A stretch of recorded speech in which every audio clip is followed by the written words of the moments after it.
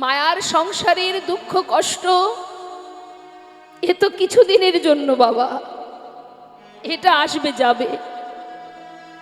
আমাদের জীবনটা যদি জীবনে দুঃখ থাকে মা, জেনে রাখবেন দরজার বাইরে সুখ দাঁড়িয়ে আছে। আপনার দুঃখ চিরকাল থাকবে না, কখনো না কখনো সেই দুঃখ চলে যাবে, সুখ ঢুকে যাবে। সময় হলে ঠিক সুখ চলে আসবে। আবার সুখ যখন আসবে তখন যদি আপনি পাগল হন যে আমি সুখ পেয়েছি, আনন্দে পাগল হয়ে গেলেন, কিন্তু সেটা উচিত নয়। কেন? সুখ যখন জীবনে আসে সেই সুখ বেশিক্ষণ থাকে না। আবার দরজার বাইরে দুঃখ দাঁড়িয়ে থাকবে, সেও কিছুদিন পর সুখ চলে যাবে, দুঃখ ঢুকে যাবে। তাই আমাদের উচিত কি?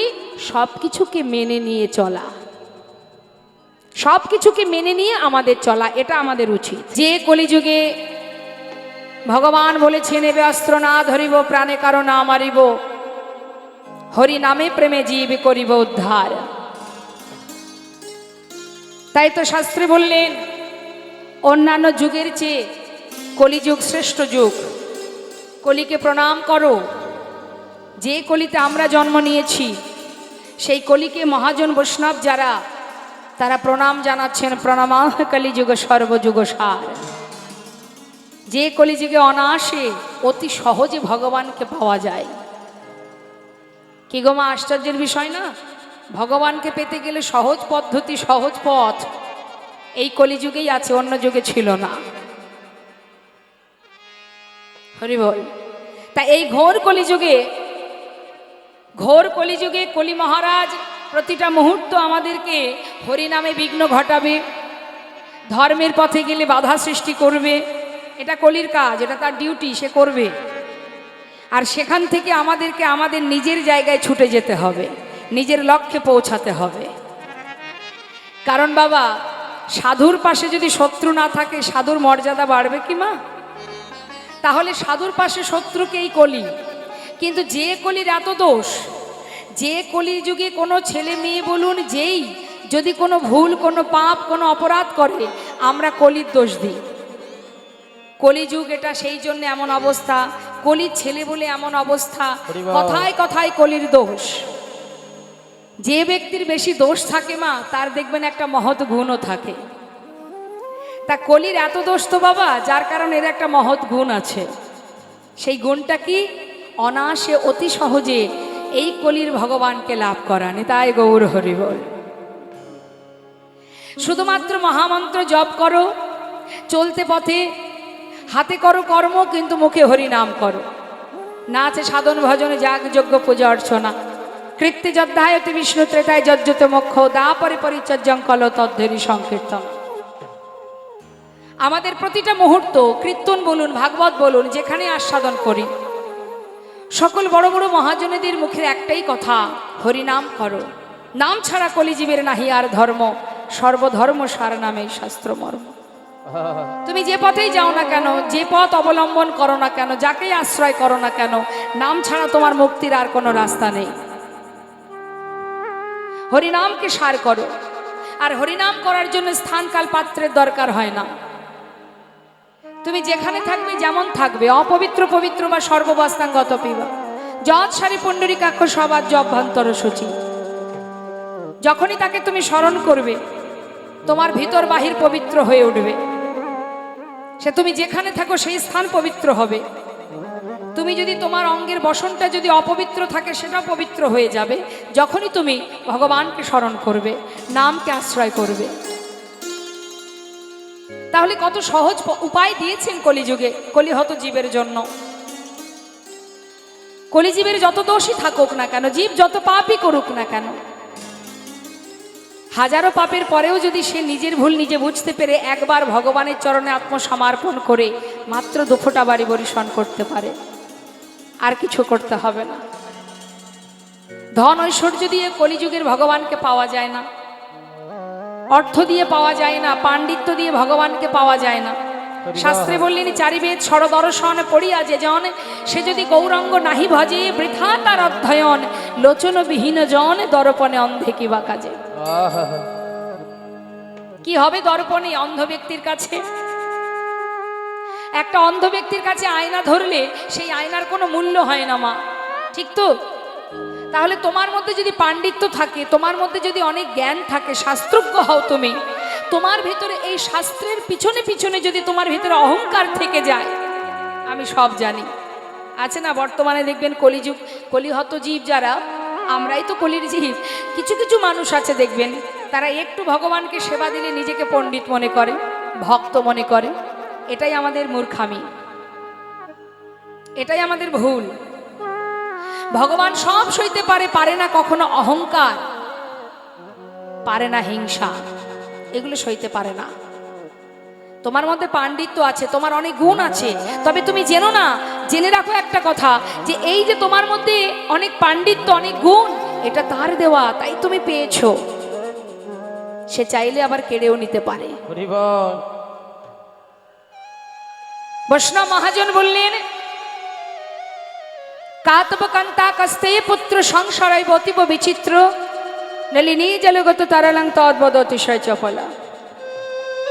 ইহ জগতে যা কিছু আছে এগুলো আমাদের সবই অসার, অনিত্য, মিথ্যা, এগুলো আমাদের কিচ্ছু নয়। আমার বলতে কি আছে জগতে? কে আমার? যাকে ভালো না বাসলেও সে আমাকে ভালোবাসে, সেই তো আমার। যাকে না ডাকলেও, স্মরণ না করলেও সে সর্বক্ষণ তোমাকে স্মরণ করে। যে সুখে আছে, দুঃখে আছে, ভালোতে মন্দতে সর্বক্ষণ আছে, সেই তো আমার। সে আমার কে? অনাদি আদি গোবিন্দ, আমার গৌর হরি। বিশ্বাস যদি করতে হয়, ভালো যদি বাসতে হয়, তাকে ভালোবাসো। দেখুন কলিহত জীবের দুরবস্থাটা আগে একটু বলি মা। দেখুন কি অবস্থা কলিহত জীবের, মানে আমাদের কি দুরবস্থা।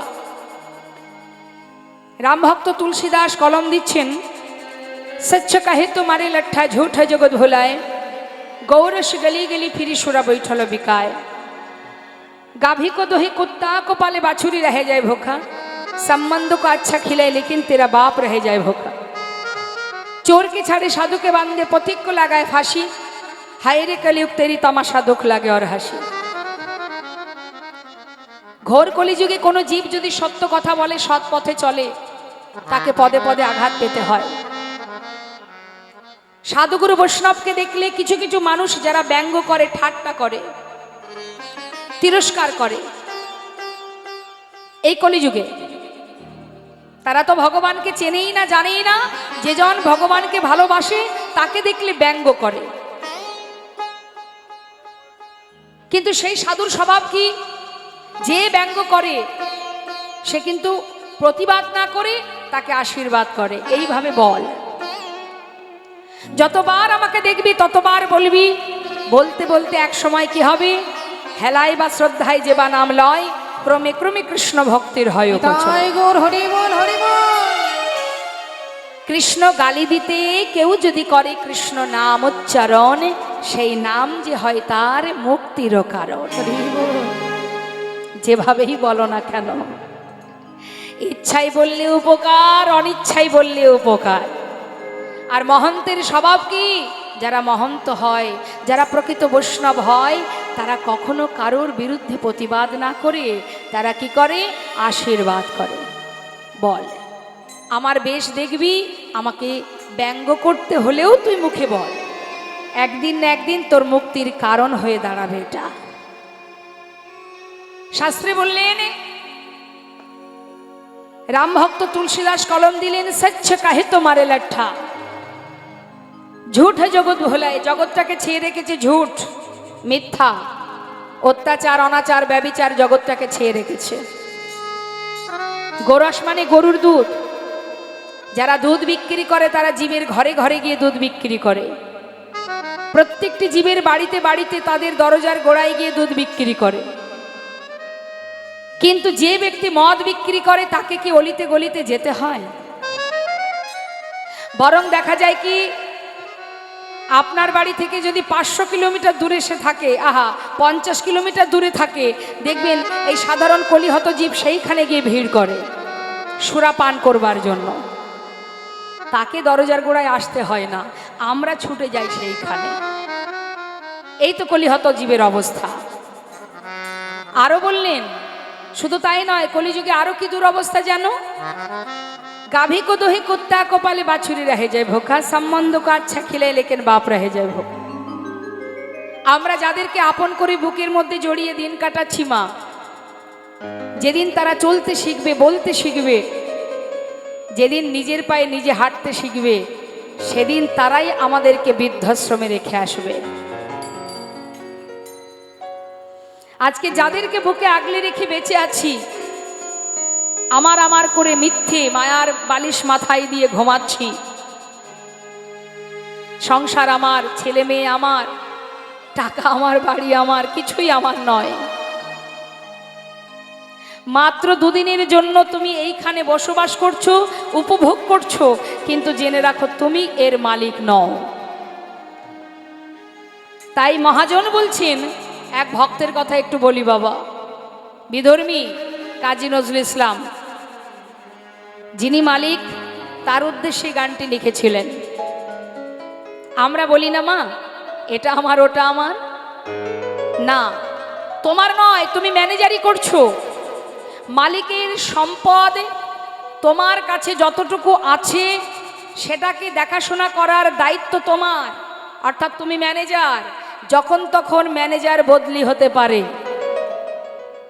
তাই তুমি চলে গেলে সেখানে আর একজন এসে বসবে, ম্যানেজার পরিবর্তন হবে, কিন্তু সম্পদ সম্পদের জায়গায় থাকবে। সম্পদের মালিক যিনি, তিনি, তারই সৃষ্টি এই ধরিত্রী, তারই সৃষ্টি এই জীবজগৎ। ভারতভূমি পূর্ণভূমি, যেখানে একবার নয় যুগে যুগে এসেছেন ভগবান। এটা আমাদের অহংকার, এটা আমাদের গর্ব, অন্য কোথাও নয়, এই ভারতবর্ষে। সত্য ত্রেতা দ্বাপর কলি 4 যুগেই তিনি এসেছেন। তাই তো বিদেশিরা আমাদের দেশে এসে চরণধুলি, আহা, মৃত্তিকা মস্তকে দিয়ে বলে ধন্য ভারতভূমি, ধন্য ভারতবাসী। তাহলে আমাদের দেশে একবার নয় ভগবানকে বারবার পেয়েছি, তাই না মা? এটা আমাদের গর্ব। সব থেকে বড় বিষয় এটাই, মহাপ্রভু যিনি এসেছিলেন বাঙালি মায়ের ঘরে, আমরাও সেই বাঙালি। যিনি বাংলায় কথা বলেন, আমরাও বাংলায় কথা বলি। মহাপ্রভু ইংলিশেও বলতেন না, উর্দুতেও বলতেন না, তামিল ভাষাতেও বলতেন না, বাংলা ভাষায় কথা বলতেন, তাই না? আজ আমরাও সেই বাঙালি, আমরাও সেই বাংলাতে কথা বলি, এটা আমাদের অহংকার। তাই তো দেখবেন বিদেশিরা এসে, তারা এই দেশে এসে বাঙালিদের কাছ থেকে বাংলা ভাষা শিখতে চায়। কেন? মহাপ্রভু বাংলায় কথা বলেন, যদি বাংলা শিখতে পারি প্রভুর মতো আমরাও বাংলায় কথা বলবো। হরি বল।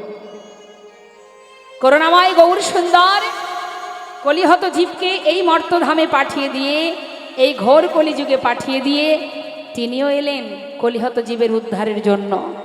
কারণ তিনি যে আমাদের পিতা, সন্তানকে পাঠিয়ে দিয়ে, যেমন বিদেশে ছেলে মেয়ে বাইরে গেলে মা বাবা ঘরে বসে চিন্তা করে না যে বিদেশে গেল কি করবে, কিভাবে থাকবে, অহরহ মাতা পিতা চিন্তা করেন।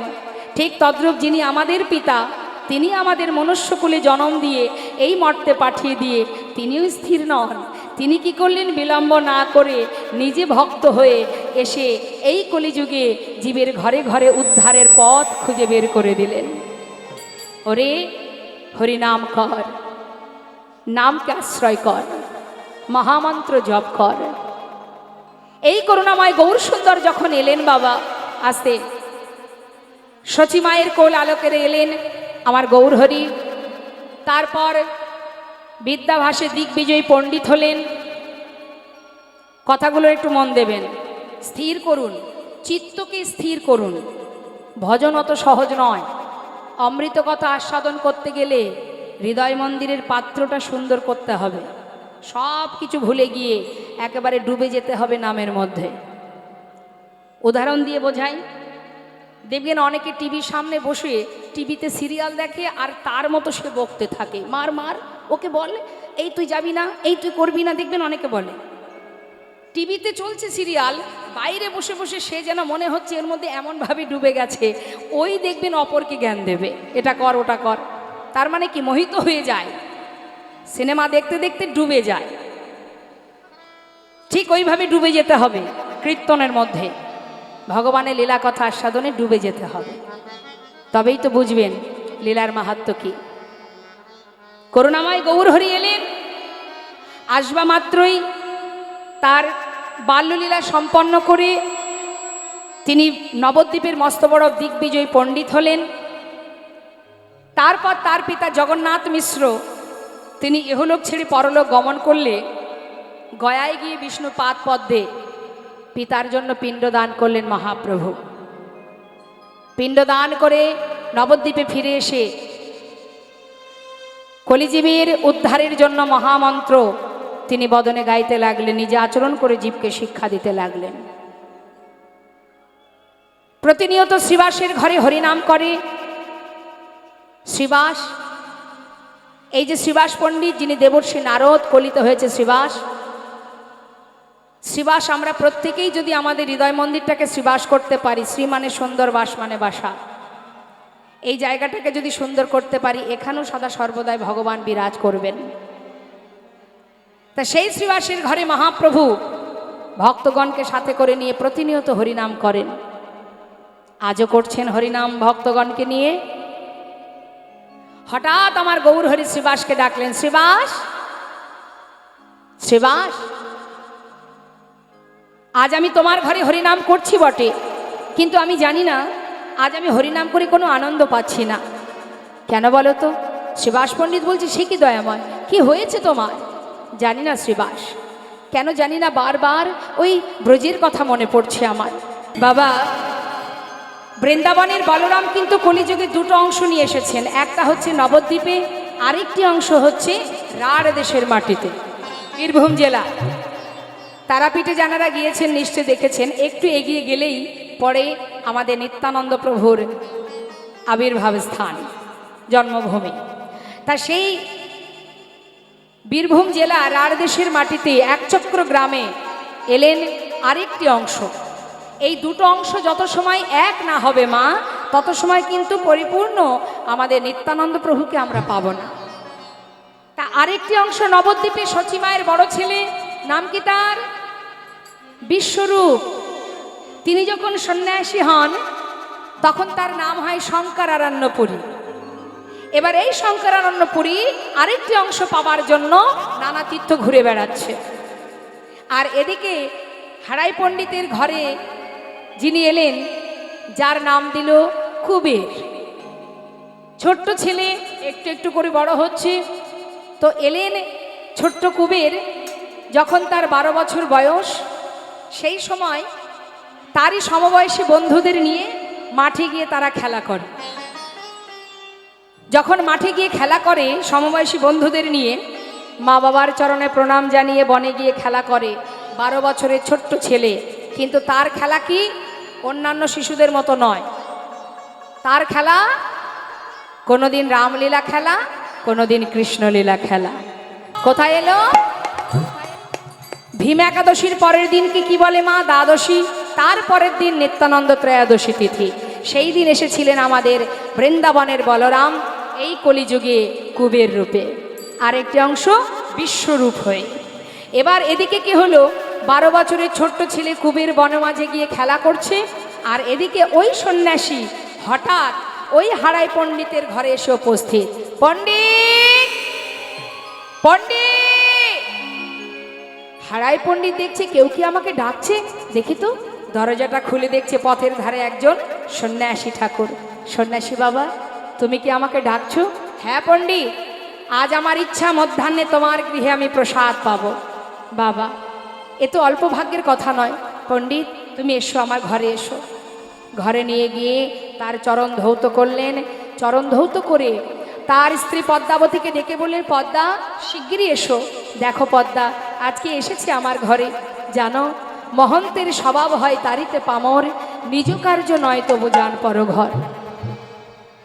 যারা মহন্ত হয় তাদের কাজ কি? কলিহত জীবের ধন ঐশ্বর্য নেবার জন্য তার বাড়ি যায় না। কলিজীবের ঘরে কেন যায়? সন্ন্যাসী বৈষ্ণবগণ তারা কেন যায় কলিজীবের ঘরে ঘরে? তাদের পাপ রাশিকে দূরীভূত করে কৃষ্ণ প্রেম দেবার জন্য। হরি বল। পামর জীবকে উদ্ধার করাই বৈষ্ণবের কাজ, সন্ন্যাসীর কাজ। তাই আজ হারাই পণ্ডিত পদ্মাবতীকে বলছে, পদ্মা তুমি শিগগিরই এসো, আজ আমার ঘরে বৈষ্ণব এসেছে, তুমি দেরি না করে তাড়াতাড়ি বৈষ্ণব সেবার আয়োজন করো পদ্মা। জানো, বহু জনমের স্বীকৃতি থাকলে তবেই গৃহমাঝে সাধুগুরু বৈষ্ণব আসে। কথাটা কিন্তু ঠিক বাবা। শুধু অর্থ থাকলেই হবে না মা, ধন ঐশ্বর্য থাকলেই কিন্তু গৃহমাঝে হরিনাম সংকীর্তন হয় না। ধন ঐশ্বর্য থাকলে আপনার ঘরে সাধুগুরু বৈষ্ণব আসবে না। আপনি নিমন্ত্রণ করলেও আপনার বাড়িতে আসবে না যদি আপনার স্বীকৃতি ভালো না থাকে। আর এমনও কোনো ঘর আছে, কুড়ে ঘর, দেখা গেল সেই ঘরে প্রতিনিয়ত সাধুগুরু বৈষ্ণবের চরণধুলি পড়ছে। এগুলো স্বীকৃতি, এক জনমে হয় না বাবা। পুনঃ পুনঃ ঘষণে সুগন্ধি চন্দন, পুনঃ পুনঃ পুড়াইলে উজ্জ্বল কাঞ্চন, পুনঃ পুনঃ জনমে ধর্মে হয় মতি, পুনঃ পুনঃ সাধনে অধমে পায় গতি। বহু জনমের স্বীকৃতি লাগে, তারপরে গৃহমাঝে সাধুগুরু বৈষ্ণবের চরণধুলি তুমি পাবে। আজ বৈষ্ণব এসেছে ঘরে, কত আনন্দ। সীতা, ছোট্ট শিশু তোমা, হঠাৎ ঘরের মধ্যে একজন সন্ন্যাসীকে দেখে তার গান বন্ধ হয়ে গেছে। ছুটে গিয়ে মাকে জড়িয়ে ধরেছে। মা বলছে, বাবা ভয় পাওয়ার কিছু নেই, যাও প্রণাম করে এসো। মাথা নত করে কুবের ধীরে ধীরে যাচ্ছে প্রণাম করতে। যেই না বাবা প্রণাম করতে গেছে, সঙ্গে সঙ্গে সন্ন্যাসী কি করলেন, নিজের চরণটা সরিয়ে নিলেন। মনে মনে বলছে, আহা করছোটা কি? কেউ জানুক বা না জানুক, তুমি তো জানো তুমি বাকে আর আমি বাকে। আরে বাবা, নিজে নিজেকে কেউ প্রণাম করে? এটা মনে মনে বলছে। কত জায়গায় খুঁজলাম তোমায়, আর তুমি যেই ভাঙা কুড়ে ঘরে লুকিয়ে আছো জানতাম না। আচ্ছা, এটা মনের কথা। আর মুখে কি বলছে, এই যে মাগো তোমার ছেলে ঘরে এলো, যাও এবার সেবা করো। তিনজনে মিলে সেবা করেছে বাবা। আহা, সেবা করে সন্ন্যাসী ঠাকুরের কাছে এসে বলছে, সন্ন্যাসী বাবা, আজ যখন তুমি কৃপা করে আমার ঘরে চরণধুলি রেখেছ, আজ সারা রাত ধরে তোমার মুখে আমরা কৃষ্ণ কথা শ্রবণ করব। আমাদের একটু কৃষ্ণ কথা শোনা। এবার আমার মায়েদের কাছে একটু জিজ্ঞাসা করি, বাড়িতে যদি গুরুদেব আসে আপনারা কি বলেন? গুরুদেবকে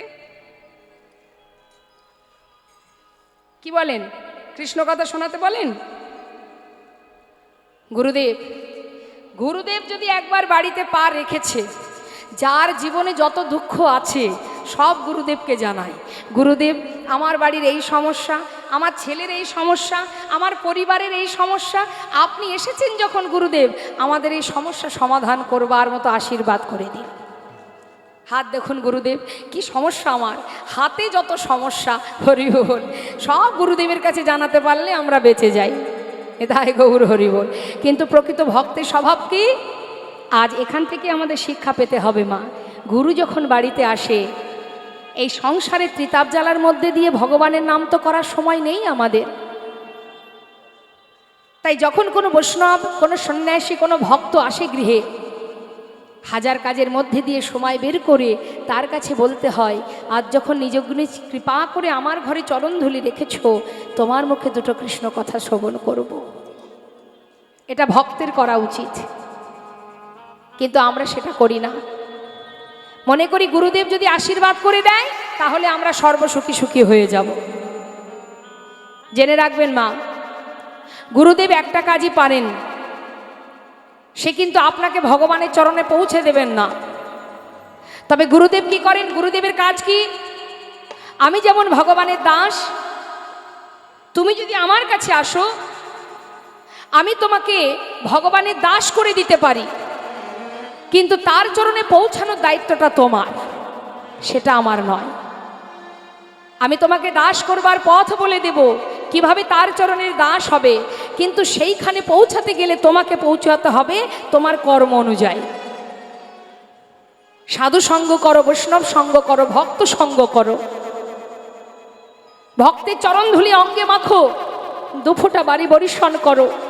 অত সহজ নয়, ভক্ত বললেই ভক্ত হওয়া যায় না। আমরা সর্বক্ষণ সুখের কামনা করি ভগবানের কাছে, সুখে রাখো, ভালো রাখো, শান্তিতে রাখো। কেন কেন চাইবো তার কাছে? একটা জীবনে সব রকম থাকবে, সুখও থাকবে, দুঃখও থাকবে। যা তিনি দেবেন তাতেই সন্তুষ্ট হতে হবে। একবার ভেবে দেখো কি দেননি তিনি আমাদের। তোমার সন্তান আছে, আর একজনের সন্তান নেই, তাহলে তোমার থেকে সে দুঃখী। তার যেটা আছে তোমার নেই, তাহলে কেন চাইবো তার কাছে? না চাইতেই সব পাওয়া যায় যদি তুমি ভরসা করো। আমাদের সমস্যা এটাই মা, আমরা কোনো কিছু পাওয়ার আশায় কর্ম করি, তাই না? ভালো করে কথাগুলো মন দেবেন। কোনো কিছু পাওয়ার জন্য আমরা কর্ম করি, আর ভগবান তিনি মুচকি মুচকি হাসে আর বলে, তুই যে কিছু পাওয়ার জন্য কর্ম করছিস, আমি যেটা ভাববো তুই সেটাই পাবি। কিন্তু তুই যদি কোনো কিছু পাওয়ার আশা না করে কর্ম করিস, তাহলে আমি সেটাই তোকে দেব যেটা তুই চাস। নিতাই গৌর হরি বল। চাইবার দরকার নেই, না চাইতে পাওয়া যায় যদি বিশ্বাস থাকে, ভালোবাসা থাকে, ভক্তি থাকে। সাধুসঙ্গ সাধুসঙ্গ সর্বশাস্ত্রে কয়, লব মাত্র সাধুসঙ্গে সর্বসিদ্ধি হয়। সুন্দর একটা দৃষ্টান্ত একটু দিই বাবা। সাধুসঙ্গ করলে কি হয়? ভগবানের চরণ পাদপদ্মে পৌঁছানো যায় যদি ভক্ত সঙ্গ করা যায়, সঠিক পথে যদি আমরা যেতে পারি। সাধুসঙ্গ ভক্ত সঙ্গ করলে তার কি ফল বাবা? এক মৌমাছি আর এক গোবরে পোকা, দুজনের মধ্যে খুব বন্ধুত্ব।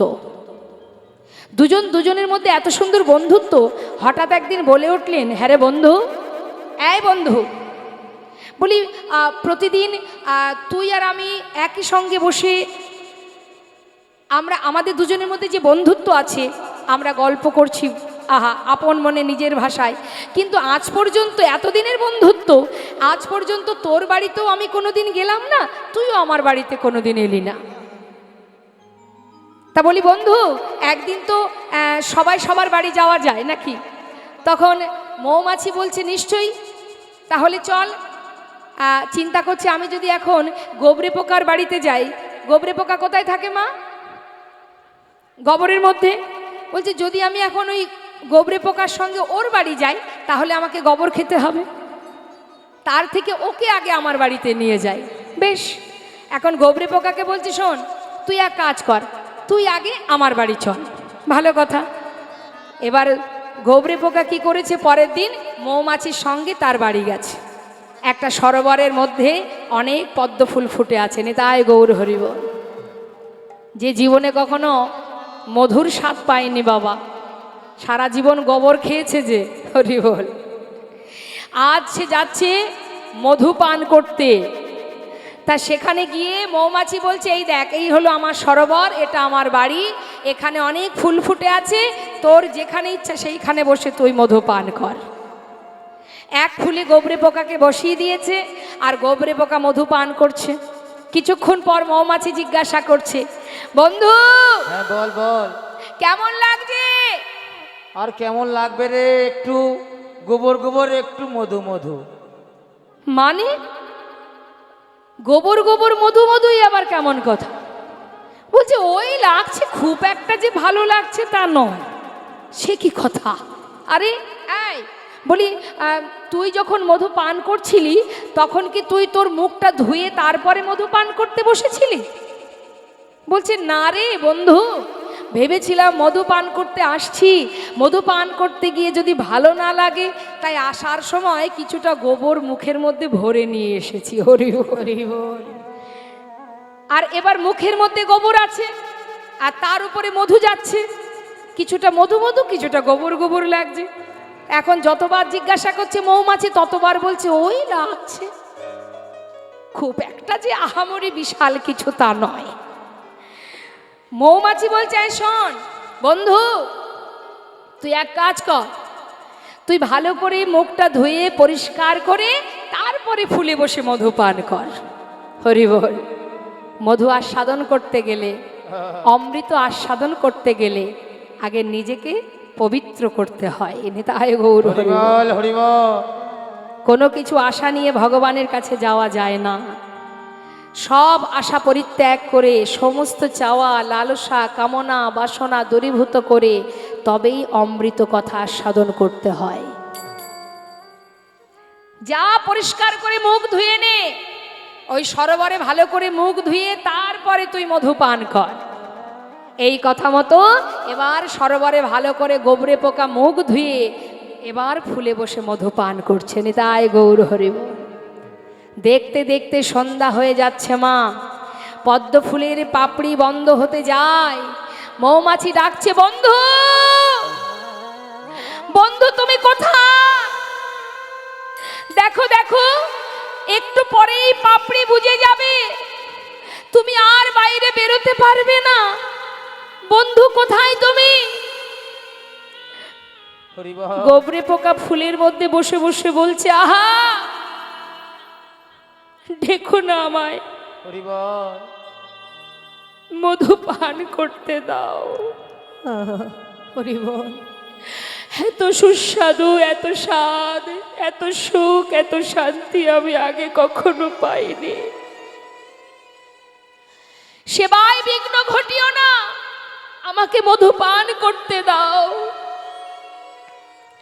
মৌমাছি চারিপাশে ঘুরছে, বন্ধু উঠে এসো, বন্ধু উঠে এসো। দেখতে দেখতে ফুলের পাপড়ি বন্ধ হয়ে গেল। সারা রাত গাছের ডালে বসে মৌমাছি বন্ধুর জন্য কাজ। ভোর হতে না হতেই একজন বৈষ্ণব সরোবরে এসেছে গোবিন্দ সেবার জন্য ফুল চয়ন করতে। আর যেখানেই পোকা, গোবরে পোকাটা যে ফুলে বসেছিল সেই ফুলটা তুলে যেই না তার ফুলের সাজিতে রেখেছে। মৌমাছি দেখছে যে এই ফুলটা চলেছে গোবিন্দ সেবায়, এ তো পরম সৌভাগ্য, আমি একবার পাঁচু পাঁচু যাই, দেখি কি হয়। মৌমাছি ফুলের পিছনে পিছনে সেই ভক্তের পাছু পাছু যাচ্ছে। সেই ফুলটা নিয়ে গিয়ে ভগবানের চরণে গোবিন্দায় নম বলে নিবেদন করলো। মন্দিরের বাইরে গাছের ডালে বসে মৌমাছি দেখে আর বলে, বন্ধু আজ তোমার পরম সৌভাগ্য। তুমি জানো না বন্ধু, তুমি কার চরণে পৌঁছে গেলে, যেটা আমি পারলাম না। বন্ধু আজ তোমার ভাগ্যে হলো, ভাগ্য ভালো তোমার, তুমি ফুলের মধু পান করতে এসেছিলে। সেই ফুল ভগবানের চরণে নিবেদন হলো। তার পরের দিন সেই ফুলটাকে তুলে নিয়ে প্রভুর চরণ থেকে গঙ্গার জলে ভাসিয়ে দিল। মৌমাছি কাঁদে আর বলে, বন্ধু তুমি যে উদ্ধার হয়ে গেলে। হরিবল হরিবল। বৈষ্ণবের পরশ পেলে, গঙ্গার জলের পরশ পেলে, গোবিন্দ চরণে নিবেদন হলে তোমার মতো ভাগ্য আর কয়জনার। এ তো অল্প ভাগ্যের কথা নয়। তাই মাগো, বৈষ্ণব সঙ্গ, সাধু সঙ্গ, মায়ার সংসারের কোনো কথা ভক্ত বৈষ্ণবকে বলতে নেই। শুধু তাদের কাছে কৃষ্ণ কথা, অমৃত কথা আস্বাদনের জন্য উদ্গ্রীব হয়ে একবার গুরুদেব চরণধুলি রেখেছো যখন, আমাদের হৃদয় মাঝের সমস্ত মোহ মায়া দূরীভূত করে কৃষ্ণ নাম শ্রবণ করাও। হরি বল হরি বল। সারা রাত ধরে বৈষ্ণবের কাছে তিনজনে, হারাই পণ্ডিত, পদ্মাবতী এবং তার সন্তান, সারা রাত ধরে কৃষ্ণ কথা শ্রবণ করতে করতে নিশি প্রভাত হয়ে গেল। মা যেই না নিশি প্রভাত হয়ে গেল, হারাই পণ্ডিতকে ডেকে বললেন, পণ্ডিত এবার আমাকে বিদায় দাও, যেতে হবে। পদ্মাবতী বলছে, সন্ন্যাসী ঠাকুর তুমি আমার গৃহে এসেছো, সেবা করেছো, একটু অপেক্ষা করো, দেখি কিছু দক্ষিণা দিতে পারি কিনা। শাস্ত্রে আছে বৈষ্ণব সেবা দেবার পর দক্ষিণা না দিলে সেই সেবায় কোনো ফল হয় না। আমার ছোট্ট একটি সংসার, আমার একটি সন্তান আছে যাকে নিয়ে আমার দিন কাটে। সংসারে যাতে অমঙ্গল না হয় একটুখানি অপেক্ষা করো। ঘরের মধ্যে খুঁজে খুঁজে খুঁজে খুঁজে মা একটা স্বর্ণ মুদ্রা পেয়েছে। এই স্বর্ণ মুদ্রাটা কি করে পেল? হারাই পণ্ডিত ওই যে গ্রামে গ্রামে ভিক্ষা করে, কোনো ব্যক্তি স্বর্ণ মুদ্রা দিয়েছিলেন, সেটা যত্ন করে মাতা পদ্মাবতী গুছিয়ে রেখেছিলেন। আজ বৈষ্ণবকে সেই স্বর্ণ মুদ্রাটা দেবার জন্য সেটাকে নিয়ে যখন বলছে, সন্ন্যাসী বাবা শোনো, এই নাও, আজ এটাই তুমি দক্ষিণা স্বরূপ গ্রহণ করো। সঙ্গে সঙ্গে সন্ন্যাসী ঠাকুর বললেন, মা আমরা তো বৈষ্ণব সন্ন্যাসী, কামিনী কাঞ্চন আমরা কি করব বলো, এ তো আমরা নিতে পারবো না, আমাকে বিদায় দাও, আমি চলে যাই। সন্ন্যাসী বাবা এমন কথা বলো না, একটু দাঁড়াও, কি করব বলো, দিনহীন কাঙাল আমরা, কিছু দেওয়ার মতো ঘরে নেই, একটু দাঁড়াও দেখি আর কিছু পাই কিনা। সন্ন্যাসী ঠাকুর বলছে, দাঁড়াও মা, কে বলেছে তোমার কাছে কিছু নেই? আমি তো দেখতে পাচ্ছি তোমার কাছে অনেক কিছু আছে। তুমি শুধু আমাকে বলো, কথা দাও, আমি যা চাইবো তুমি আমায় দেবে। আমারও একটা আশা আছে, আর আমি সেই আশা তোমার কাছ থেকে পূর্ণ করতে চাই। সন্ন্যাসী বাবা আমার ঘরে আছে? আচ্ছা আচ্ছা, যদি থাকে তুমি আমায় বলো, আমি তোমায় দেব। দেবে তো? 3 সত্য করো মা। ঠিক আছে, এই আমি 3 সত্য করলাম, দেব দেব দেব। পরে না বলবে না তো? সন্ন্যাসী বাবা একবার চেয়েই দেখো। তবে মা পারবে তোমার প্রাণটা দিতে? হরি বল, তোমার প্রাণটা দিতে পারবে? মাতা পদ্মাবতী বললেন, সন্ন্যাসী বাবা যদি সত্যি তুমি আমার প্রাণ চাও, আজ আমি তোমার সামনে দাঁড়িয়ে কথা দিচ্ছি, তুমি একবার চেয়েই দেখো কি আছে দেহের মধ্যে। দেহ থেকে যখন প্রাণ পাখিটা চলে যায়, এই দেহটা পথে ঘাটে পড়ে থাকে, এই অসার দেহটা চলে যায়, মাটি হয়ে যায়। আজ যদি সত্যি তোমার চরণে আমার প্রাণটা দক্ষিণা স্বরূপ দান করতে পারি, আমার মনুষ্যকুলে জন্ম পাওয়া ধন্য হয়ে যাবে। চাও সন্ন্যাসী, তুমি চাও? একটিবার বলো, আমি কথা দিচ্ছি আমার প্রাণটা তোমার কাছে উৎসর্গ করব, তুমি একবার চাও। মা তোমার প্রাণ নয় মা, তোমার ভালোবাসার প্রাণ, ভালোবাসার প্রাণ। সন্ন্যাসী ঠাকুর আমাকে একটু বুঝিয়ে বলো না, তুমি কি বলতে চাইছো? শোনো মা, তোমার একমাত্র কুবেরকে যদি আমায় করো দান, যাহা পেলে জগতে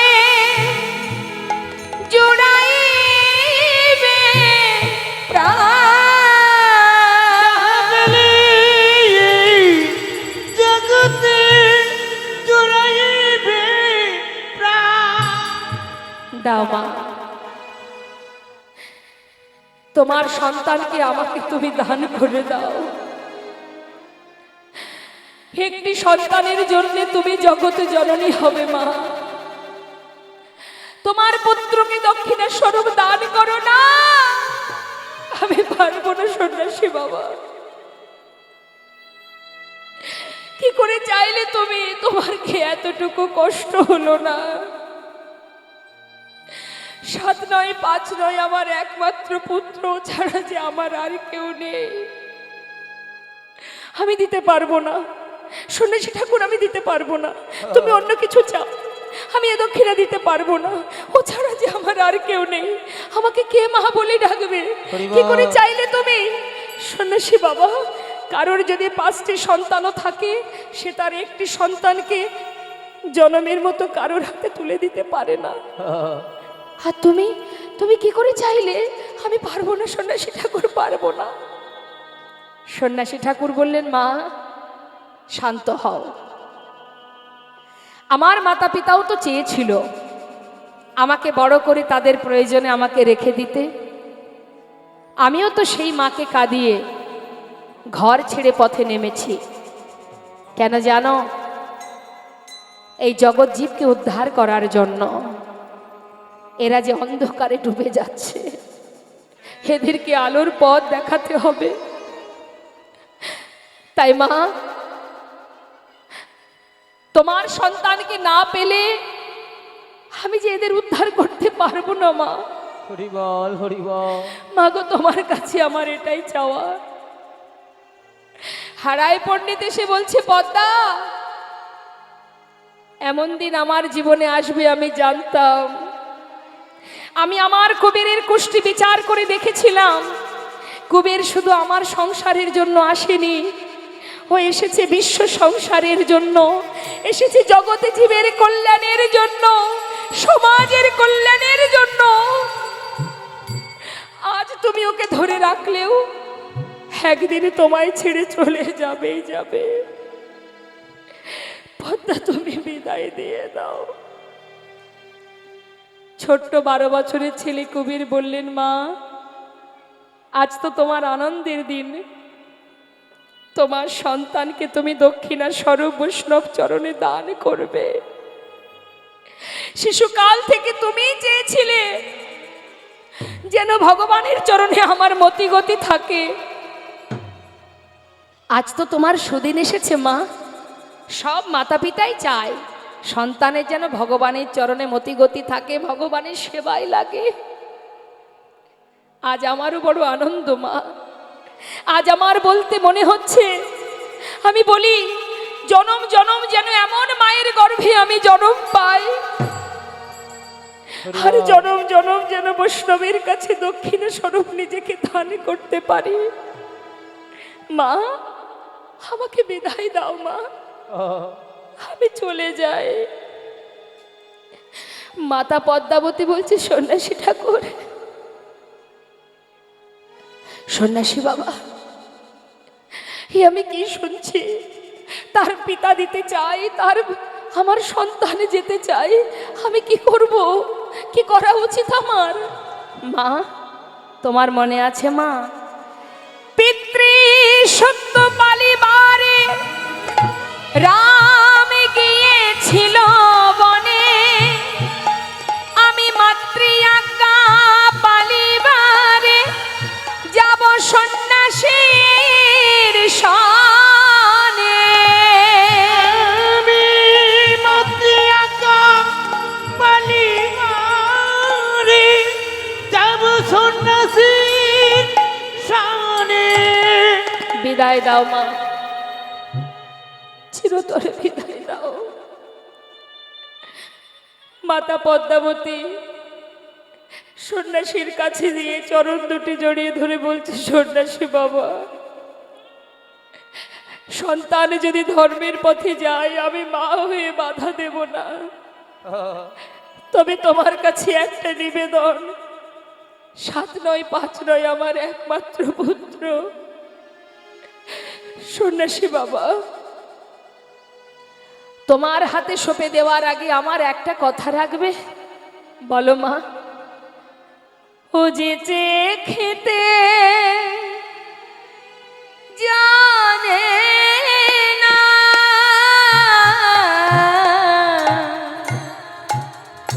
ও যে খেতে জানে না, তুমি ওর মুখ দেখে খেতে দিও,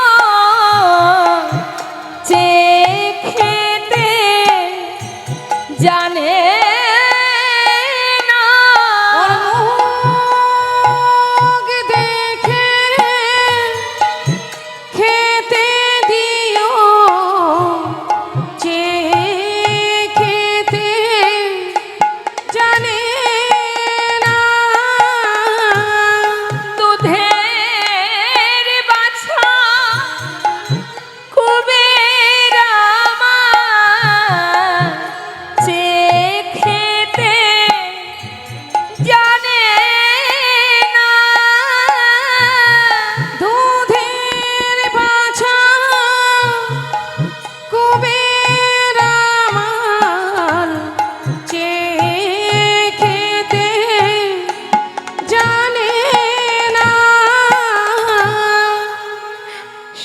বাবা,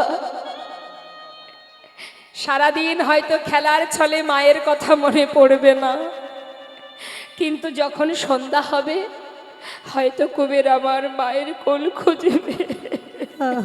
হরি বল। সন্ন্যাসী বাবা, তুমি ওকে তোমার কোলে বসিয়ে কৃষ্ণ কথা হরি কথা শ্রবণ করিও। বিদায়, বিদায় মা। হরি বল। মাতা পিতার চরণে প্রণাম করে সন্ন্যাসীর হাত ধরে বিদায় নিচ্ছে মা গো। বিদায় দাও মা, বিদায় দাও। জন্মের মতো বিদায় দাও মা। আমি এ দেশ ছেড়ে যাই গো চলে। মা গো জন্মের মতো বিদায় দাও মা। আমি এ দেশ ছেড়ে যাই গো চলে। মা গো জন্মের মতো বিদায় দাও মা।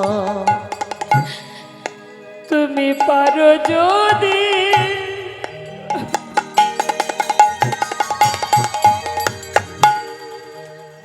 আমায় মনে রেখো মা গো।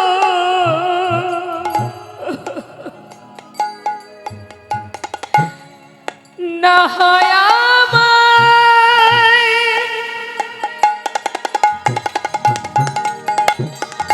তুমি ভুলে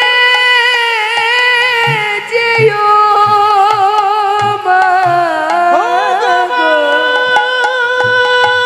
জননী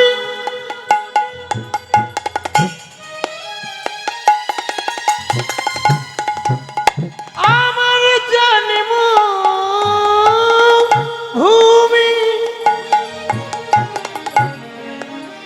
ও গো মা গো আমার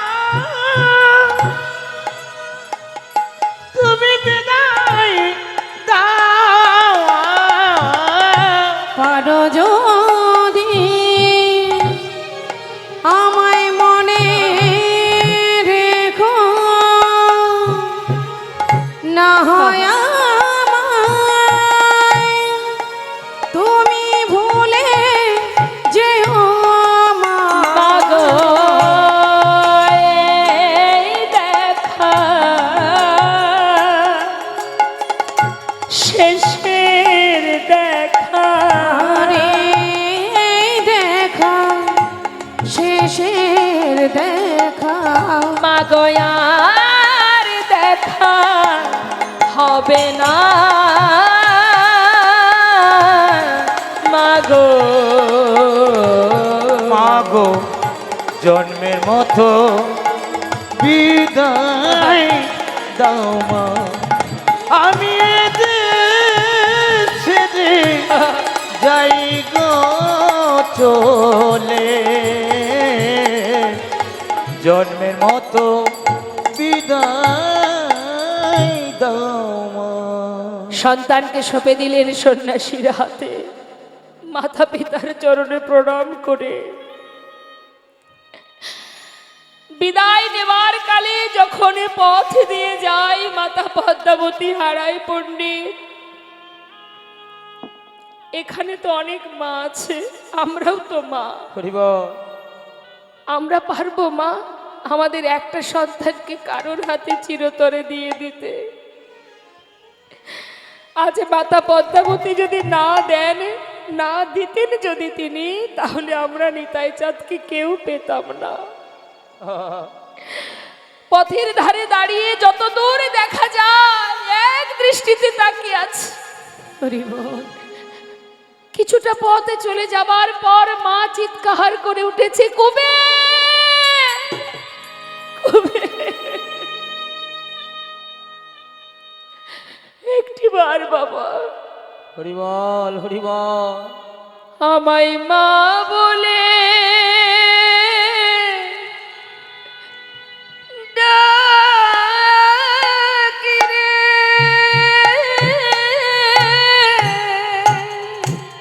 আমায় মা বলে ডাক রে, দুধের বাছা কুবের আমার, একবার মা বলে আমায় ডাক রে, দুধের বাছা কুবের আমার, মা বলে ডাক রে, তোর চাঁদ বদনে মা বলা ডাক, জনমের মতো শুনে নে রে। তোর চাঁদ বদনে মা বলা ডাক, জন্মের মতো শুনে নে রে। মা ঘরের দরজায় বসে বসে কাঁদছে কুবের কুবের বলে। ছোট্ট কুবের আর পিছন ফিরে চাইলো না, মনে মনে বলল, মা আমায় তুমি আর ডেকো না মা, আর ডেকো না। সন্ন্যাসীর হাত ধরে চলে গেল। নানা তীর্থ ঘুরছে ছোট্ট শিশুকে নিয়ে সন্ন্যাসী। নানা তীর্থ ঘুরতে ঘুরতে ঘুরতে ঘুরতে মুম্বাই একটি জায়গা আছে পান্ডুয়াপুর বলে, সেই পান্ডুয়াপুরে একটি নদী আছে যার নাম ভীমা। ওই ভীমা নদীর তীরে গিয়ে বললেন, কুবের নদী থেকে ভালো করে স্নান করে এসো, আজ আমি তোমায় কৃষ্ণ মন্ত্র দীক্ষা দেব। স্নান করে এসে সন্ন্যাসীর কাছ থেকে শ্রুতিমূলে বদনে দিয়ে কৃষ্ণ মন্ত্র দীক্ষিত হলেন। দীক্ষিত হবার পর যেই না সন্ন্যাসী চরণে প্রণাম করলেন, প্রণাম করা মাত্রই, প্রণাম করে যেই না বদনটা তুলেছে মা, দেখছে কি সন্ন্যাসী ঠাকুর আর নেই। কোথায় গেল? চারিদিকে খুঁজছে, সন্ন্যাসী ঠাকুর তুমি কোথায়? আমি তোমায় দেখতে পাচ্ছি না কেন? কোথায় তুমি সন্ন্যাসী ঠাকুর, তুমি কোথায় গেলে? হঠাৎ অন্তর থেকে বলে উঠলেন, তুমি ভয় পেও না, আমি তোমার হৃদয়েই আছি। তবে আজ থেকে তোমার নাম আর কুবের নয়, আজ হতে তব না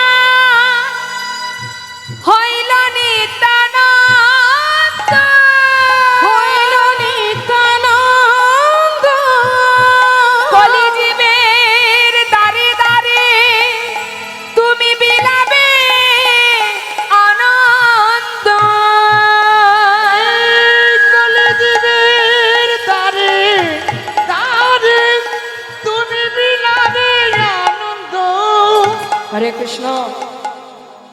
দুই শক্তি এক হয়ে গেলে, যেই না দুই শক্তি এক হয়ে গেল বাবা, পূর্ণ শক্তি পেয়ে বলে উঠলেন, আমি নিত্যানন্দ। মনে পড়ে যাচ্ছে, পূর্ণ শক্তি পেয়েছে তো, দুই শক্তি এক হয়ে গেছে, নিজেকে চিনতে পারলেন, আমি নিত্যানন্দ। তাহলে আমি যদি নিত্যানন্দ হব, আমি তো ব্রজের বলরাম। তাহলে মা এবার মাঝখানে একটা কথা বলি। হরে কৃষ্ণ। দয়াল নিতাই চাঁদ এবার ভাইকে সন্ধান করবে, ভাইয়ের সঙ্গে দেখা করবার জন্য নবদ্বীপে গিয়ে ভাইয়ের সঙ্গে তার মিলন হবে।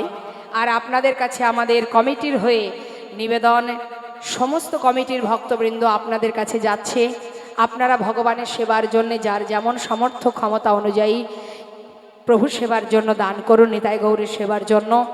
কেউ কিন্তু বঞ্চিত করবেন না। যাচ্ছেন ভক্ত বৈষ্ণব আপনাদের কাছে, আপনাদের দ্বারে দ্বারে, বঞ্চিত করবেন না। এই দান শ্রেষ্ঠ দান, ভগবান সেবার তরে দান, ভগবান সেবার নিমিত্তে দান। এটা হলো সাত্ত্বিক দান। আর এই দানের পিছনে কোনো উদ্দেশ্য করবেন না যে আমার এটা চাই ওটা চাই, ভগবান যদি এটা দাও তবে তোমার এই দেবো তাই দেবো, না, কোনো কিছু চাইবেন না। শুধুমাত্র ভগবানের সেবার তরে দান করবেন, সবাই দেবেন দান, আর যতটুকু আপনি দান করবেন তাতে আপনারই পুণ্য হবে। তাই কথা কেউ বলবেন না, আপনাদের কাছে যাবে, আপনারা দান করবেন। আর এখন তো জানেন 1-2 টাকায় কিছু হয় না, আর দেবেন কাকে? যিনি মালিক তাকেই দেবেন, কেমন? তাই তিনি আপনাকে দিয়েছে, আবার আপনি তাকেই দেবেন। মুক্ত হস্তে দান করুন। নিতাই গৌর হরিবল, গৌর হরিবল। সবার কাছে যাবে, শান্ত হয়ে বসুন। এবার কি হলো বাবা? নিত্যানন্দ প্রভু বললেন, তাহলে আমি যখন নিত্যানন্দ, তাহলে আমার ভাই কানাই কোথায়? কোথায় আছে কানাই? নিতাই চাঁদ বলছে, আমার কানাই কোথায়? কানাইকে ছাড়া তো আমি বাঁচব না, যেমন করে হোক কানাইকে খুঁজে বের করতে হবে। ওমা বসুন বসুন বসুন বসুন বসুন। কি করেছে নিত্যানন্দ প্রভু? এবার ভাই কানাইয়ের জন্য নানা তীর্থ ঘুরে বেড়াচ্ছে। গয়া, কাশী, প্রয়াগ, মথুরা, দ্বারাবতী, নরনারায়ণ আশ্রম, গেলা গেলা মহামতি, সুরয়ু, সর্বত্রের সমস্ত জায়গা ঘুরতে ঘুরতে এবার এসে পৌঁছালেন কোথায়? এই মতো যত তীর্থ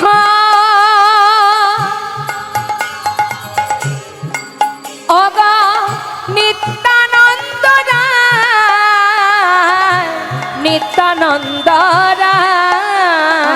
আর এই মতো যত তীর্থ নিত্যানন্দ রায়, নিত্যানন্দ রায় সর্বতীর্থ ঘুরে এলো পুনঃ মথুরায়, পুনঃ মথুরায়। সর্বতীর্থ ঘুরে এলো এই পূর্ণ মথুরায়, দেখো দেখো পূর্ণ মথুরা। ও মথুরাবাসিনী, এদিকে এসো। মথুরাবাসিনীকে ডেকে আমার নিত্যানন্দ প্রভু জিজ্ঞাসা করছে, আমার মায়েরা বলুন দেখি, নিত্যানন্দ প্রভুর ভাই কানাই কোথায় আছে? জোরে বলুন।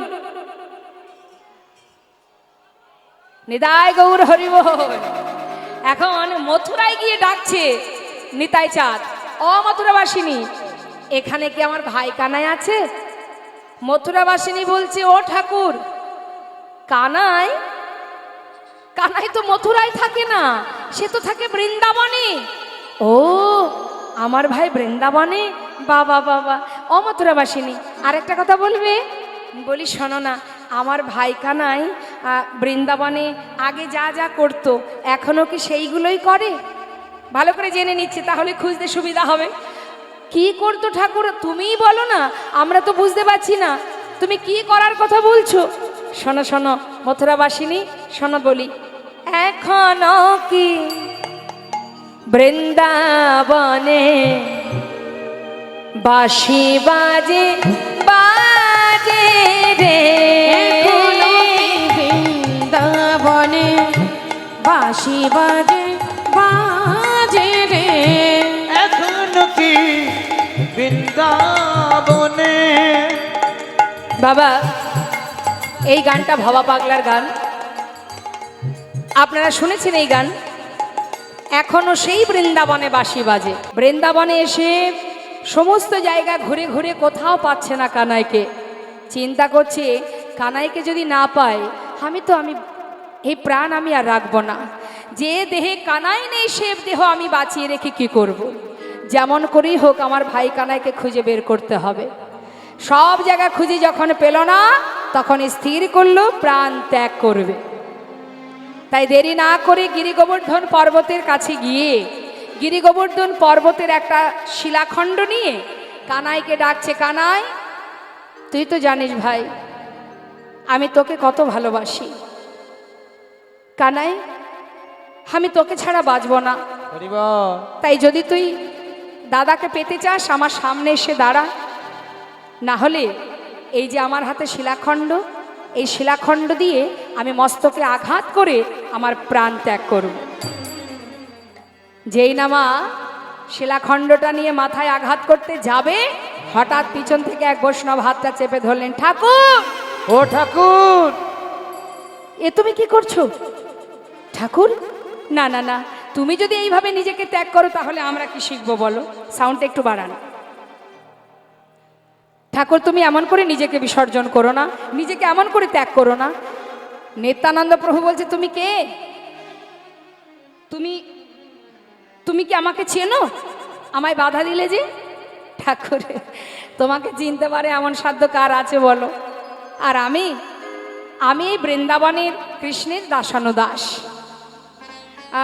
তবে যদি তোমার কৃপা থাকে আমি তোমার 4 জন্মের কথা বলে দেব। আচ্ছা বলো তো দেখি আমি কে? শুনবে ঠাকুর? তাহলে শোনো। ত্রেতা যুগে ছিলে অনুজ লক্ষণ, ত্রেতা যুগে ছিলেন অনুজ লক্ষণ, তারপরেতে বলো ত্রেতা যুগে ছিলে অনুজ লক্ষণ, তারপরেতে বলরা। এবার কুবের হইয়া জন্মিলে আসি, কুবের হইয়া জন্মিলে আসে, এবে নিত্যানন্দ কুবের হইয়া জন্মিলে আসি, এবে নিত্যানন্দ। তোমায় কতবার দেখেছি গো, কতবার দেখেছি গো, যুগে যুগে লীলায় লীলায় কতবার দেখেছি গো। এত যুগে যুগে লীলায় লীলায় কতবার দেখেছি গো। যুগে যুগে লীলায় লীলায় নূতন দেখা নয় গো প্রভু। যুগে গায়ে গৌর হরি লীলায়, এত নতুন দেখা নয় গো প্রভু। যুগে যুগে লীলায় লীলায়, নতুন দেখা নয় গো প্রভু। যুগে যুগে লীলায় লীলায়, কতবার দেখেছি গো। কুবের হইয়া জন্মিলে আসে, এবে নিত্যানন্দ ও বৈষ্ণব, আমার ভাই নদিয়াতে? আচ্ছা, এবার বুঝেছি। আরেকটা কথা জিজ্ঞাসা করব? তাহলে আমার ভাই বৃন্দাবন থেকে যে নদিয়ায় গেছে, আমার ভাইয়ের যে গায়ের রংটা কালো ছিল সেটা আছে? ভালো করে জেনে নিচ্ছে মা বৈষ্ণবের কাছ থেকে। ও বৈষ্ণব, আমার ভাই তো কালো ছিল, কালো রংটা নেই, কি হয়েছে নদিয়ায় গিয়ে? শুনবে, তোমার ভাই এখন আর কালো নেই গো। কি গো মা, আছে? তাহলে কি হয়েছে? বৈষ্ণব কি বলছে? শোনো শোনো ঠাকুর, তোমার ভাই নদিয়ায় গিয়ে গৌর হয়েছে। নিতাই গৌর হরি বল। গৌর হয়েছে, গৌর হয়েছে। কালো কানা এবার গৌর হয়েছে, কালো কানা এবার গৌর হয়েছে, ওই ব্রজ ছেড়ে নদিয়ায় এসে কালো কানাই গৌর হয়েছে। ওই ব্রজ ছেড়ে নদিয়ায় এসে কালো কানা এবার গৌর হয়েছে। ও বৈষ্ণব, আমার ভাই আর কালো নেই। যাক, আমার যে কি আনন্দ হচ্ছে। আচ্ছা বৈষ্ণব, বলছি যে আমার ভাই যে বাঁকা ছিল সেটা আছে তো? বাঁকাও নেই? ও ঠাকুর, তোমার ভাই এখন আর বাঁকা নেই, নদিয়ায় গিয়ে সোজা হয়েছে। সোজা হয়েছে। সোজা হয়েছে, সোজা হয়েছে। বাঁকা কানা এবার সোজা হয়েছে, বাঁকা কানা এবার সোজা হয়েছে, ওই ব্রজ ছেড়ে নদিয়ায় এসে বাঁকা কানায় সোজা হয়েছে। ওই ব্রজ ছেড়ে নদিয়ায় এসে বাঁকা কানা এবার সোজা হয়েছে। কি গো মার, বাঁকা আছে নাকি? তাহলে এটাও ঠিক। অবশ্যই আরেকটা কথা বলবে? কাছে এসো, আরেকটু কাছে এসো। বেশি জোরে বলা যাবে না, আশেপাশে কত মানুষ আছে দেখছো তো। ভাইয়ের গুণের কথা লোকে যদি শুনতে পায় আমার কষ্ট হবে। হ্যাঁ, কাছে এসো, কাছে এসো। কাছে ডেকে নিয়ে বলছে, বলো না বৈষ্ণব, আমার ভাই ওই নদিয়াতে করে কিনা, করে কিনা, করে কিনা, করে কিনা, করে কিনা, করে কিনা। হা হা হা, বলো না বৈষ্ণব, কি হলো? কি করো বলো? রাগ করছো? রাগ করবো না। খালি করো।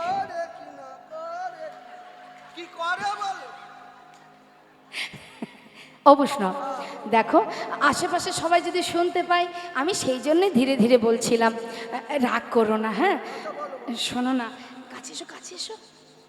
একেবারে গলাটা জড়িয়ে ধরে কানের গোড়ায় ফিস ফিস করে বলছে, মা কি বলছে বলো না বৈষ্ণব, আমার ভাই করে কিনা, করে কিনা, করে কিনা, ঘরে কিনা ঘরে ঘরে চুরি করে কিনা, হৃদয় গৌর হরি বল।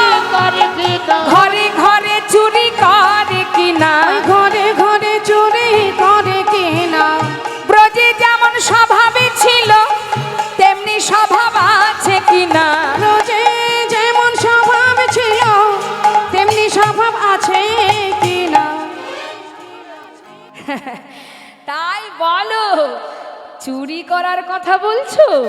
না না না, তোমার ভাই এখন আর চোর নেই, সে সাধু হয়েছে, সাধু হয়েছে, ওই না সাধু হয়েছে সাধু হয়েছে, চোরা কানায় এবার সাধু হয়েছে। চোরা কানায় এবার সাধু হয়েছে। হবে না কেন বাবা? সাধু সঙ্গ করলে সাধু হয়, চোরের সঙ্গ করলে চোর হয়, কি তাই না মা?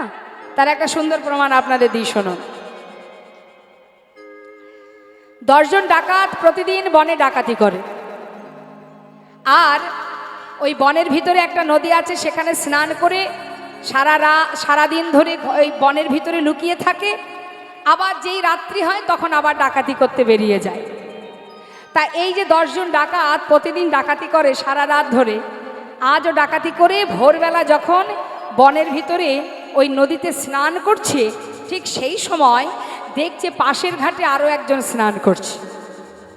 এবার এই 10 জন ডাকাত বলা বলি করছে, হ্যাঁ রে এই ভাই, হ্যাঁ, বল না। এদিকে আয়। আরে আমরা যেমন ডাকাতি করে সেখানে স্নান করছি না, ওই দেখ পাশের ঘাটে আর একজন স্নান করছে, দেখতে পাচ্ছিস?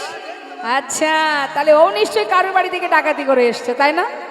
চল তো যাই দেখা করে আসি। কি করেছে মা? ওই 10 জন ডাকাত তারা দল বেঁধে ওই একজন ব্যক্তির কাছে গেছে, গিয়ে যেই না তাকে সামনে পেয়েছে, বলছে এই যে কি হলো? কি ব্যাপার, কার বাড়ি থেকে ডাকাতি করে এলে হে? বলছে দেখো আমি তো ডাকাতি করিনি। আরে তুমি এখানে এসে স্নান করছো, কি ব্যাপার, কোথা থেকে ডাকাতি করে এলে? না না, আমি কোথাও ডাকাতি করিনি, আমি বৈষ্ণব স্নান করছি। বলছে দেখো আমি তো ডাকাত নই, আমি এই ভোরবেলা এসেছি স্নান করতে, ঘরে গিয়ে ভগবানের সেবা দেব। হ্যাঁ রে, তাহলে ও তো জেনে গেল যে আমরা ডাকাত। কি করা যায়? ওকে তো আর ছাড়া যাবে না। এক কাজ কর, হয় ওকে এখানেই মেরে ফেল, আর না হলে ওকে আমাদের দলে নিয়ে নে। সবাই মিলে এবার ওকে ধরেছে। হ্যাঁ বলো কি চাও তুমি? না না, আমাকে আর মেরো না, আমি দলের নাম লেখাবো, তোমাদের দলের নাম লেখাবো। বেশ, দলে নাম লিখিয়েছে মা। কতজন হলো? 11 জন। এবার ওই দলের ভিতরে একটা নিয়ম আছে, এক একজন এক একদিন পান্ডা হয়, দলের পান্ডা, মানে সে যা বলবে বাকি সবাই তাই করবে। তা প্রতিদিন এক একজনের উপরে দায়িত্ব দিতে দিতে আজকের পালা পড়েছে সাধুর। হরিবল হরিবল।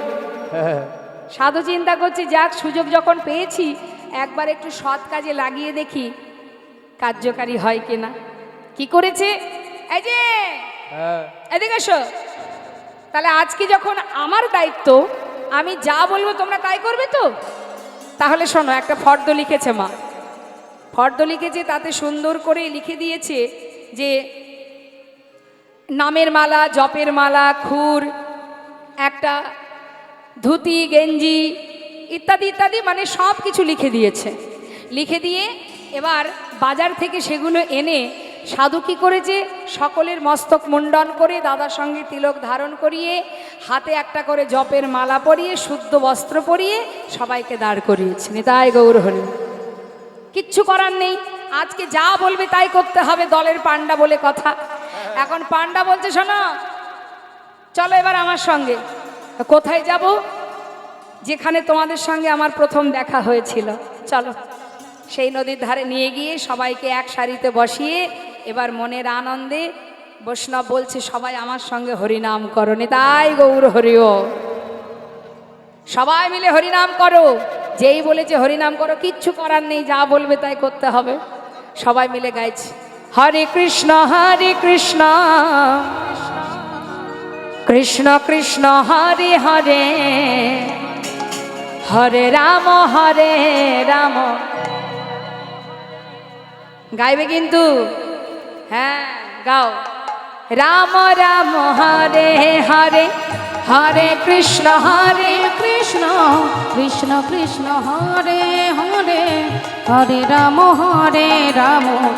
রাম রাম হরে হরে হরে কৃষ্ণ কৃষ্ণ কৃষ্ণ হরে হরে হরে রাম রাম রাম হরে হরে। হরে কৃষ্ণ কৃষ্ণ কৃষ্ণ হরে হরে হরে রাম রাম রাম হরে হরে। হরে কৃষ্ণ কৃষ্ণ কৃষ্ণ হরে হরে হরে রাম রাম রাম হরে হরে। কৃষ্ণ কৃষ্ণ হরে হরে হরে রাম রাম রাম হরে হরে। হরে কৃষ্ণ কৃষ্ণ নিতাই গৌর হরি বল হরি বল। হরে রাম রাম রাম হরে হরে হরে কৃষ্ণ কৃষ্ণ কৃষ্ণ হরে হরে হরে রাম রাম রাম হরে হরে। সবাই মিলে যখন হরিনাম করছে মা, ভোর হতে হতে এমন সময় সেই এলাকার রাজকন্যা দাসীকে নিয়ে এসেছে নদীতে স্নান করতে।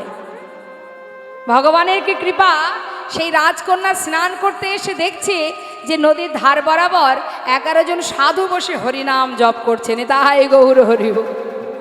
তাই না দেখে সেই কন্যার মনে ভক্তি তৈরি হলো। সে কি করলো, স্নান করে উপরে উঠে সাধুদের প্রত্যেকের চরণে প্রণাম জানালেন। প্রণাম করে তাদেরকে নিমন্ত্রণ করে বসলেন। সাধু বাবা, আপনাদের দেখে আমার বড় আনন্দ হচ্ছে। আজ আমার ইচ্ছা আপনারা আমার গৃহে যাবেন, মধ্যাহ্নে আপনাদের সেবা দেব। নিতাই গৌর হরি।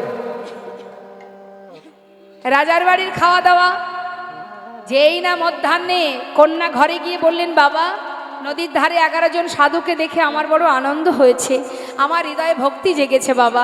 আমি সেই বৈষ্ণবগণকে নিমন্ত্রণ করে এসেছি, তাদেরকে মধ্যাহ্নে সেবা দেব, বৈষ্ণব সেবা দেব। বাবা বললেন, অতি উত্তম কথা, বৈষ্ণব সেবা বলে কথা। আরে আমার তো অভাব নেই, যা খুশি তুমি আয়োজন করতে পারো মা।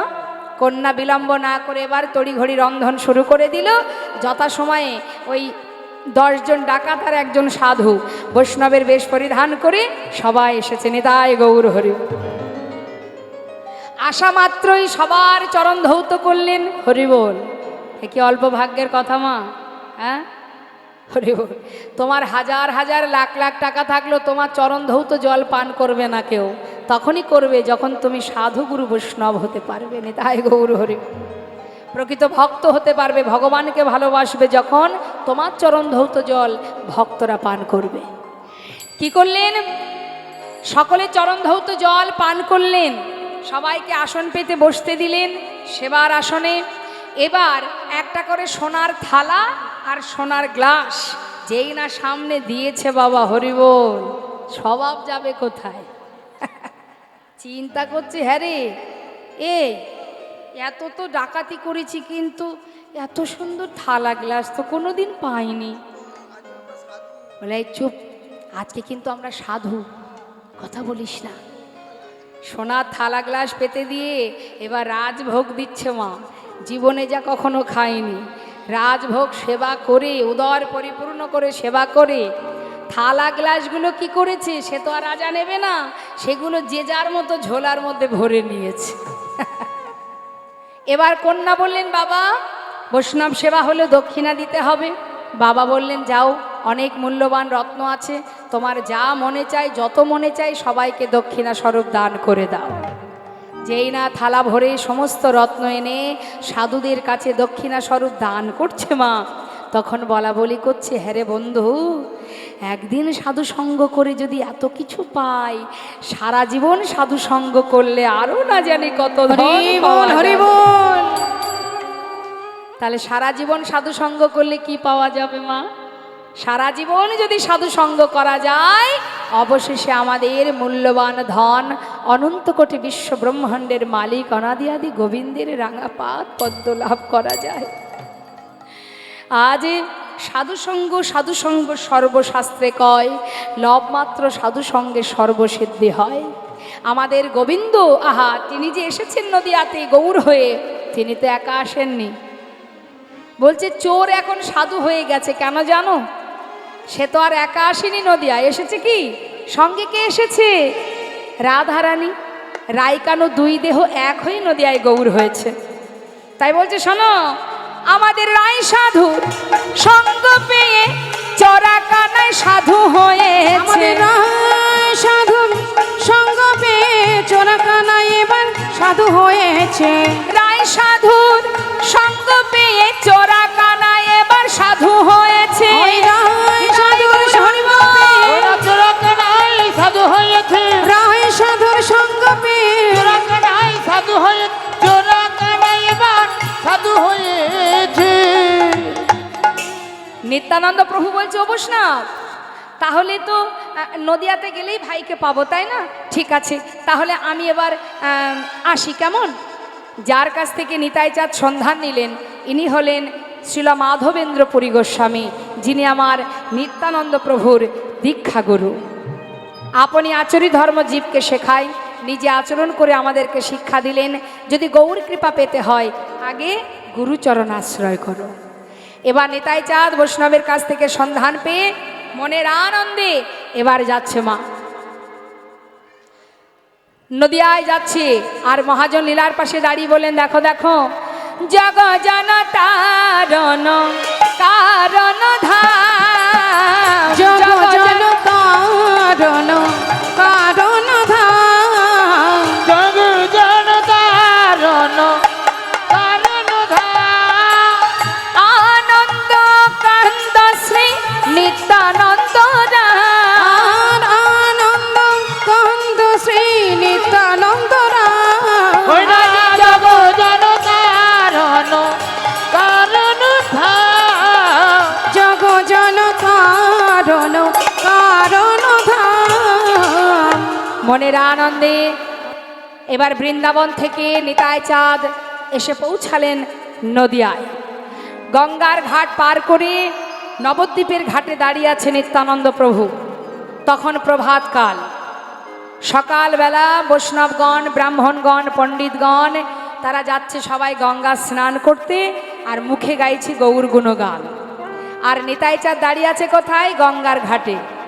আর সমস্ত বৈষ্ণবগণ আসছে গৌর নাম গাইতে গাইতে, ভজ গৌরঙ্গ কহ গৌরঙ্গ লহ গৌরঙ্গে নাম রে, ভজ গৌরাঙ্গ কহ গৌরাঙ্গ লহ গৌরাঙ্গের নামে রে। যেই না গৌর নাম শুনেছে মা, নিত্যানন্দ প্রভু ছুটে গিয়ে এক বৈষ্ণবকে জড়িয়ে ধরেছে। জড়িয়ে ধরে বলছে, যে জন গৌরঙ্গ ভজে সে হয় আমার প্রাণ রে, যে জন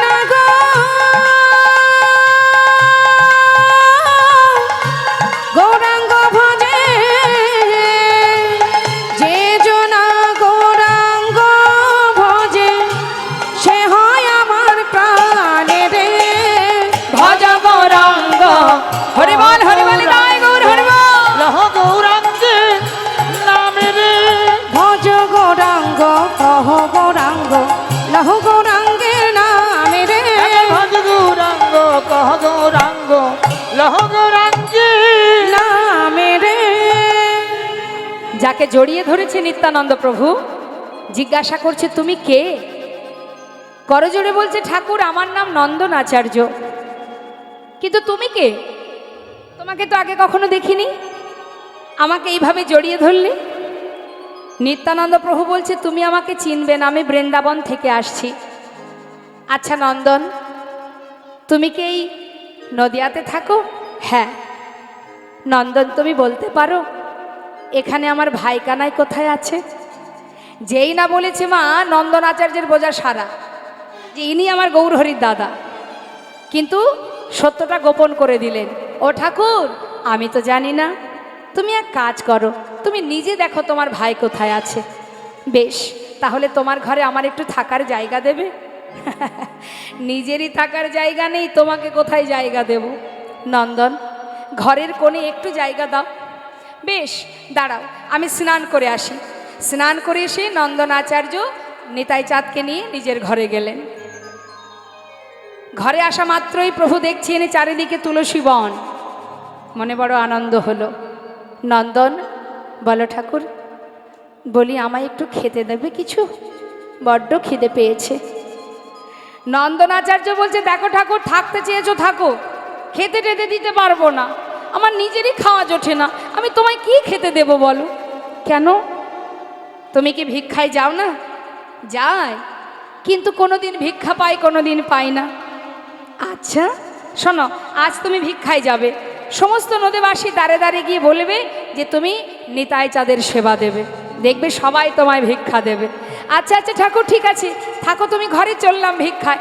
সমস্ত নদীবাসী ঝোলা ভর্তি করে চাল ডাল ভরিয়ে দিল। ঘরে এসে রন্ধন করে নিত্যানন্দ প্রভুর সেবা দিয়ে নন্দনাচার্য বললেন, দয়াময়, তোমার কাছে আমার একটা নিবেদন, যতদিন তুমি তোমার ভাই কানাইকে না পাবে, কথা দাও আমার ঘর ছেড়ে যাবে না।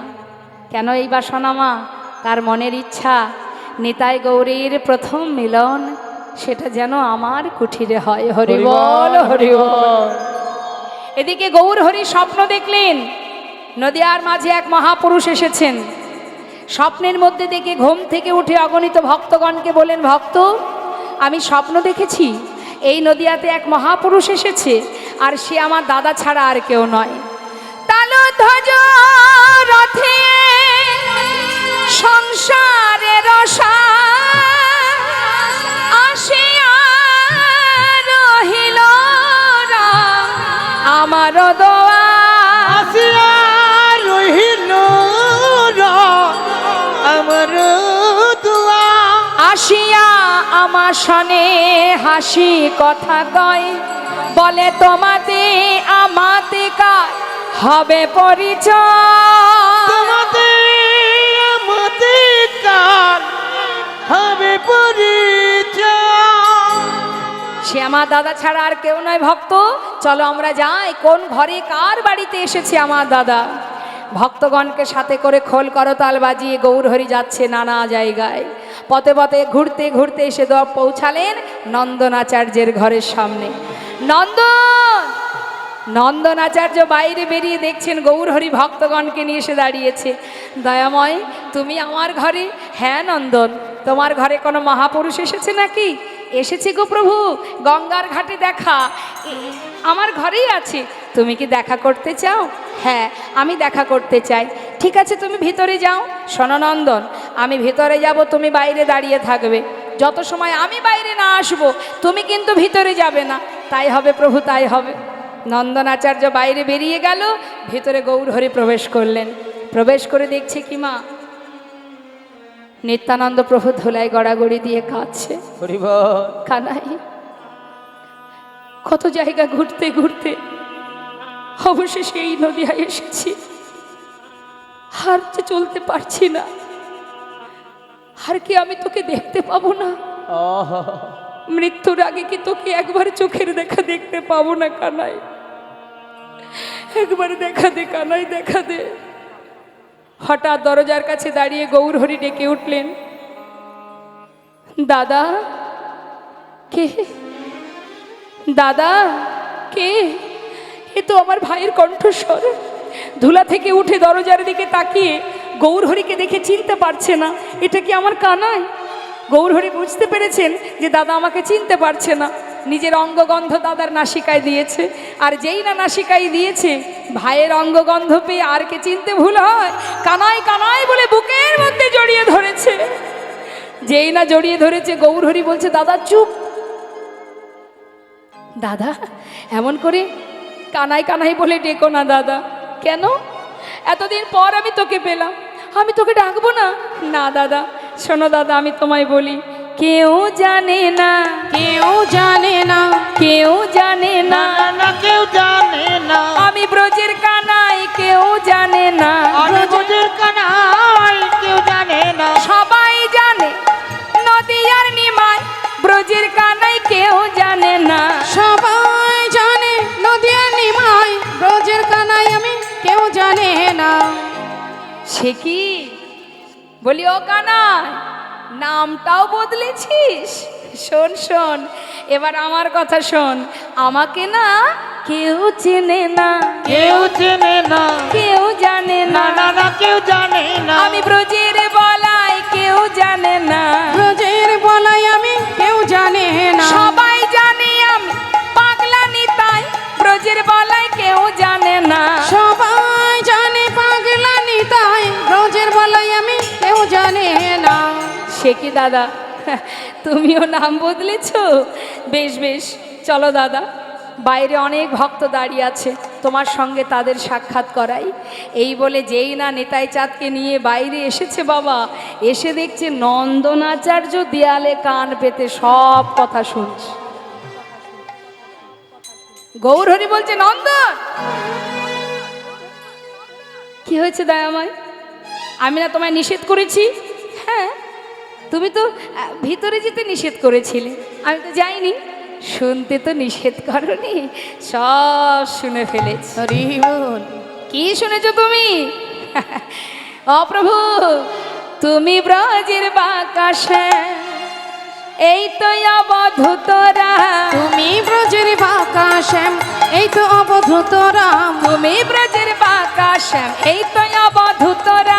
তুমি ব্রজের বাঁকা শ্যাম এই তো অবধূত রাম। কানাই বলাই নদিয়ায় এসেছে, কানাই বলাই নদিয়ায় এসেছে।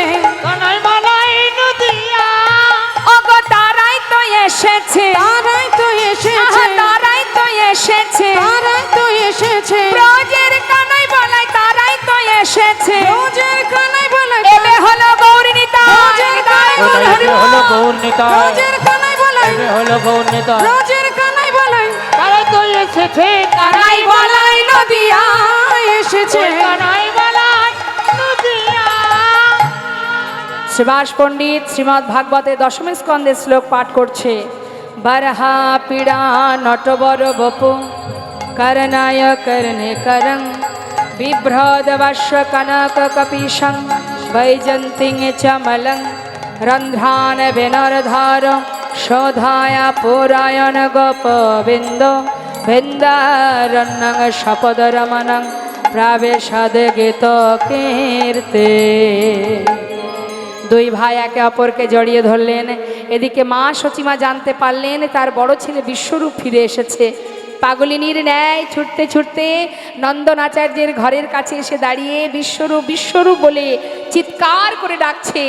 এমন সময় গৌরহরি বলে উঠলেন, মাগো, তোমার ছেলের নাম আর বিশ্বরূপ নেই, তার নাম হয়েছে নিত্যানন্দ। মা বললেন, বিশ্বরূপই হোক আর নিত্যানন্দই হোক, সন্তান ফিরে এসেছে এটাই বড় কথা। আয় বাবা, আমার কোলে আয়। মাকে কাঁদিয়ে কোনো সন্তান এমন করে চলে যায়? বল, কথা দিয়ে আর আমায় ছেড়ে কোথাও যাবি না। কথা দিলাম মা। দুই সন্তানকে কোলে বসালেন। নন্দনাচার্যের গৃহে মায়ের কোলে দুই ভাইয়ের মধুর মিলন। হরিবল হরিবল। সচি মায়ের কোলে গৌর নিতাই সেজেছে ভালো। সচি মায়ের কোলে গৌর নিতাই সেজেছে ভালো। এবার ভক্তগণে বদন ভরে হরি হরি বলো। এবার ভক্ত গণে বদন ভরে হরি হরি বলো। সতী মায়ের কোলে বসলো ছেলে,